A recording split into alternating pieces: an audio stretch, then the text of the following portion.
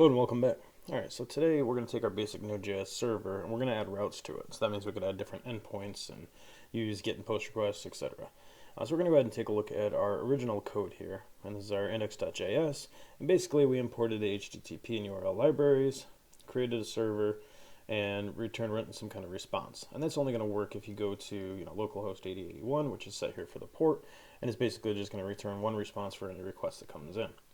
So we'll go ahead and show that running, and we're going to curl localhost 8081, and we had also imported the mass function, so that's what it returned was a summation of any of the variables that were submitted to that URL endpoint. So we're going to add 1 and 2, we're going to get some 3 back, and there we go. Okay, so now we want to go through and add different routes to the server. So that way, you could have a home page, a contact page, whatever, expand your server out, and then even create kind of a 404 page for it, so that way if the route was not found, there would be some kind of response. So what we're going to do is bring in the httpdispatcher library, and that's going to provide us the opportunity to run the server requests through the dispatcher. It's going to try to find some kind of matching endpoint. If it does, it's going to return the response from that endpoint. If it doesn't, it's going to return that 404 error.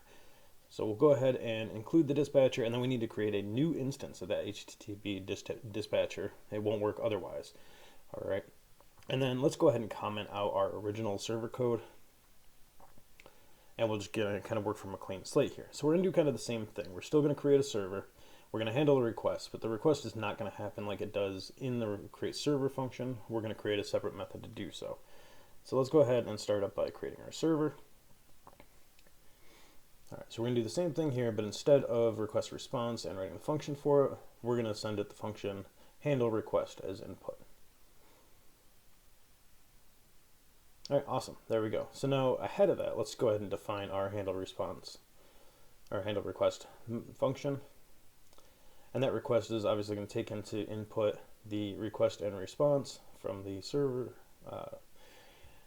and then we're going to dispatch it per our definition. So let's add a try catch here, and the tries, we're going to try to dispatch it, and if there's no appropriate method to dispatch it with, it will go ahead and catch that and give us some kind of error.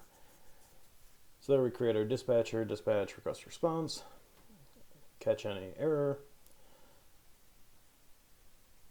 and if there's any kind of error with the dispatcher, we're just going to log that out.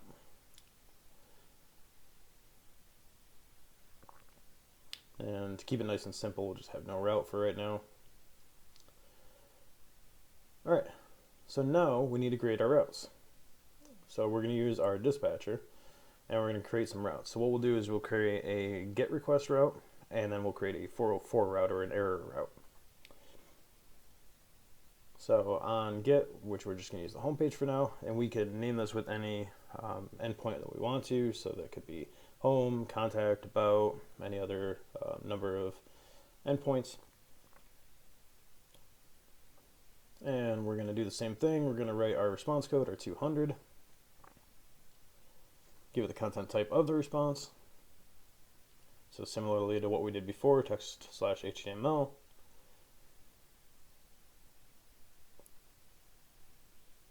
And we're just going to go ahead and return homepage. Awesome. All right, so that's our basic get request, which we had before. Now we could add more of these and create different endpoints. But for right now, what we're going to do is just move on to doing the onError method. And that's going to return our 404 response. So it's basically going to function the same way. We don't need to give it an endpoint. We're just going to give it the function definition. We're going to give a 404 response. And obviously we don't need to return the content type necessarily on that. And we'll go ahead and just return, I don't know, the text, oops.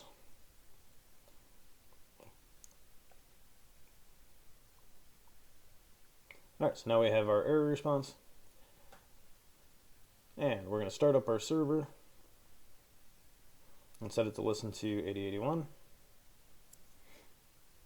This is going to effectively do the same thing that we did on the previous server. It's just going to start it up and listen on localhost for us, and it's going to log out a message server running, just so that we know that everything started up okay.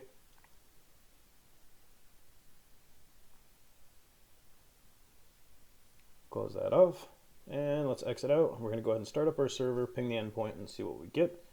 and hopefully we get what we anticipate. So before we do that, we just want to make sure that we have the http dispatcher library saved in here.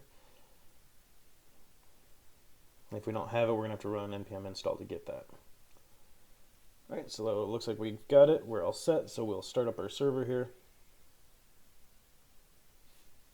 And the server is running. Pop to another tab, curl that endpoint, and we should see our home page response. There we go. Alright, let's try another endpoint here.